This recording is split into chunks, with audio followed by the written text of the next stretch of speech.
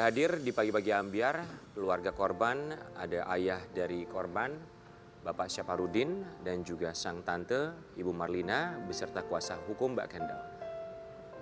Lebih dahulu kami ucapkan turut berbelasungkawa, semoga Bapak dan juga keluarga diberikan ketabahan, kesabaran, dan juga keikhlasan. Dan kami juga berdoa semoga almarhumah putri Bapak, inisial AA, sudah tenang di sana, diberikan tempat terbaik dan juga husnul khotimah. Amin. Amin, Ya ya Rabbal Rabbal Alamin. Alamin. Amin. Amin. Ini kejadian yang begitu menggegerkan sekali, membuat kita juga terpana, terlebih juga terduga pelaku berusia 12 tahun 2 orang, 13 tahun 1 orang, dan juga 16 tahun 1 orang. Mereka masih di bawah umur ya. Pun juga dengan korban di usia 13 tahun yang harus mengembuskan nafas terakhirnya. Bapak Syaparudin sebagai seorang ayah barangkali bisa menceritakan kepada kami kronologisnya seperti apa saat itu di tanggal 1 September. Pas saya kerja, ya kan,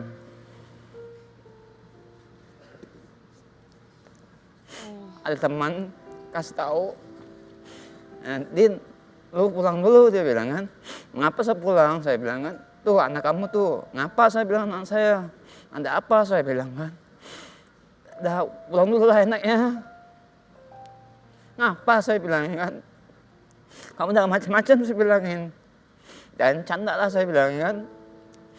Enggak, anak kamu tuh sampai mobil yang kena diles. Wah, rasanya bagaimana ya? Yakin apa nggak yakin nggak tahu ya. Oke, jadi dengar kabarnya kecelakaan. Iya. Terus itu pulang dulu, dia bilang kan.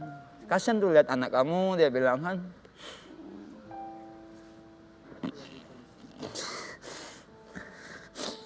Baik, Ibu Marlina barangkali bisa membantu. Waktu itu 1 September pukul 8, keponakan kami ini selesai mencuci.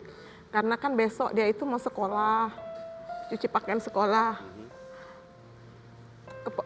Keponakan kami itu kan 1 bulan ini tinggal sama kakaknya aku.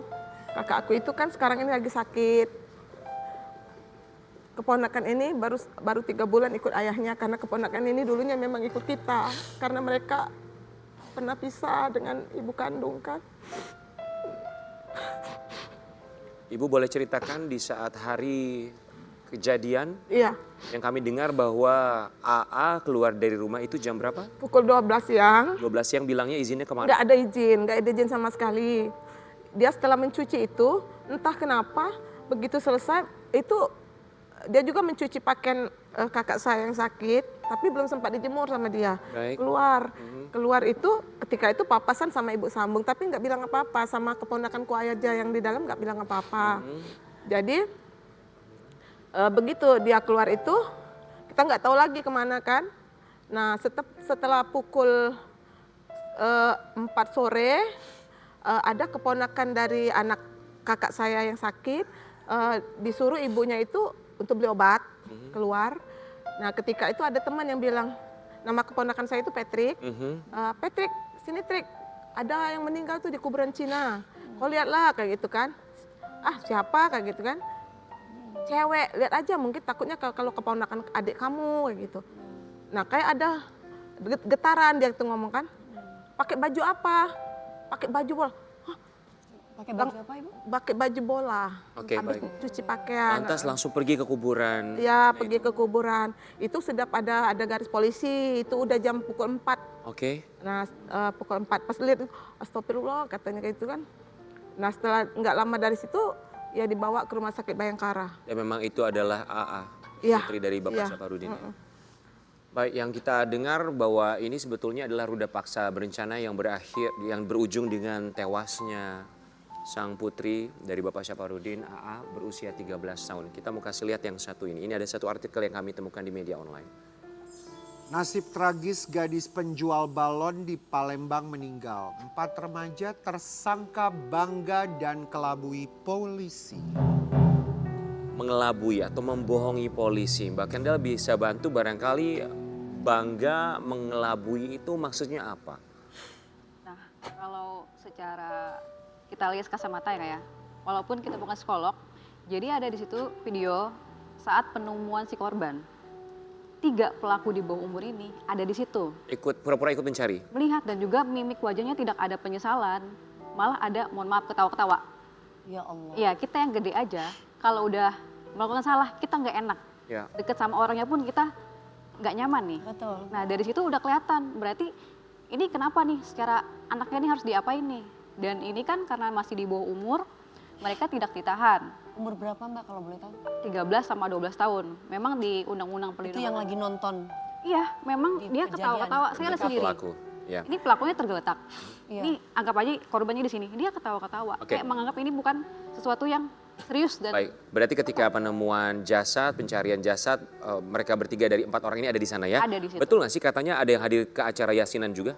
Kita juga nggak tahu. kalau dari keluarga tuh mendengar kalau ada. Jadi pihak keluarga hanya mendengar kalau ini ada datang gitu. Oke, Kita nggak kenal. nggak kenal. Jadi pihak keluarga nggak kenal dengan keempat terduga pelaku. Nggak kenal sama sekali.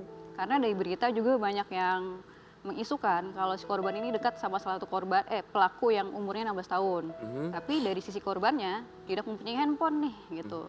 Kalau misalnya memang ada hubungan dekat, pasti ada komunikasi. komunikasi. Ya, apalagi minimal ada handphone. Jarak kuburan Cina tempat ditemukannya jasad dari korban AA itu berapa jauh dari rumah? 1,5 kilo. 1,5 kilo, yang artinya itu masih lingkungan rumah. Ya masih. Apakah Bapak atau Ibu sebagai tante pernah melihat keempat terduga pelaku ini di lingkungan rumah? Nggak pernah sama sekali.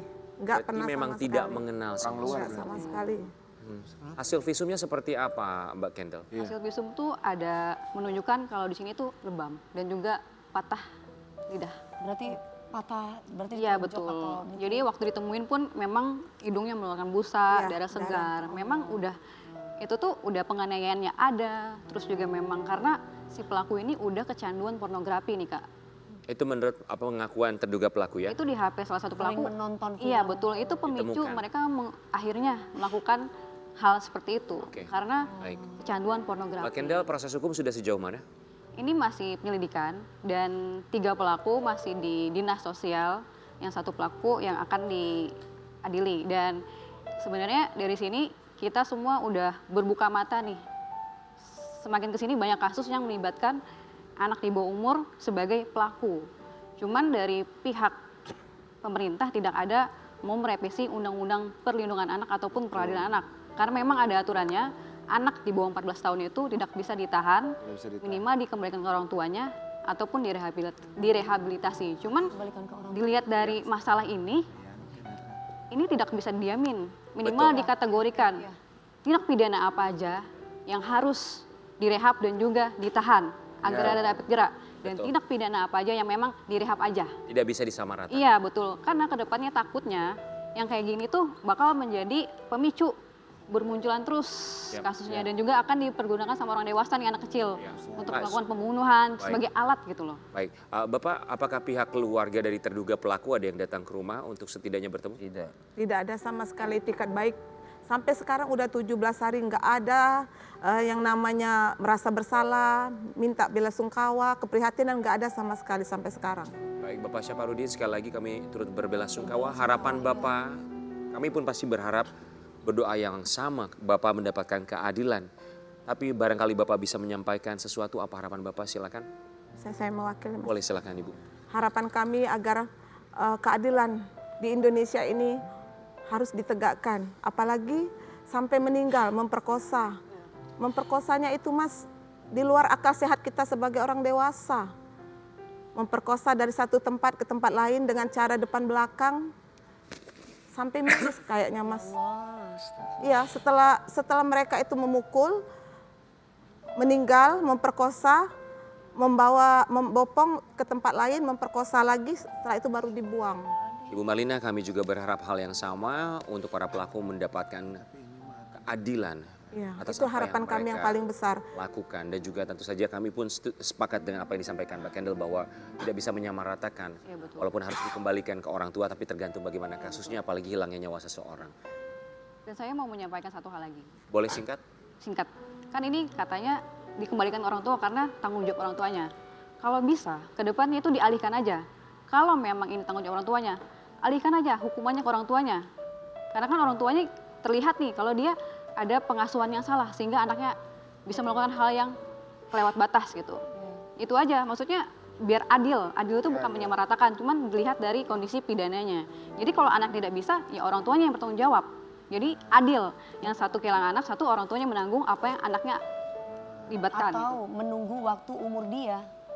Misalkan sekarang umurnya 15 tahun. Atau semoga ada undang-undang dibuat untuk saat ini Iya, yang di kalau bawah ada umur ya. umurnya sudah Harapannya sih ternyata begitu pas pemerintah ya. Ya, Iya. kita yakin bahwa pemerintah juga akan perhatian dengan kasus ini karena ini bisa terjadi kepada siapa. Iya. Iya betul. Mbak Kendall, terima kasih banyak sudah mewakili keluarga sebagai kuasa hukum. Bapak Syaparudin, Ibu Marlina, sekali lagi kami turut berbelasungkawa. Kami paham bahwa kehilangan terberat adalah kehilangan anak Ya. dan orang tua yang harus menyaksikan anaknya berpulang. Sekali lagi kami berharap dan juga berdoa semoga almarhumah husnul khotimah. Amin. Kita akan kembali saat lagi tetap di pagi-pagi Ambiar.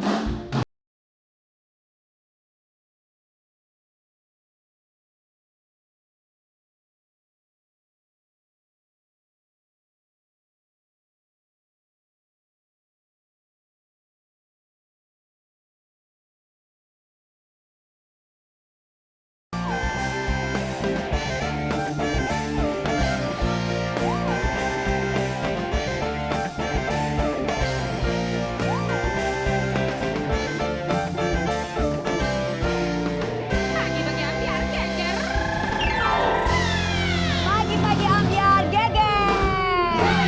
Terima kasih bintang tamu hari mumpung ini. ada Emil barengan sama Gino, silakan kalian boleh ajak Sobat Ambiar untuk menantikan atau juga menyaksikan proyek terbaru kalian. Selamat pagi sobat-sobat Ambiar, aku Sobat Ambiar. Jurjun Abraham. Aku Emil Mario. Jangan lupa saksikan WeTV Original Jangan Salahkan Aku Selingkuh 27 September.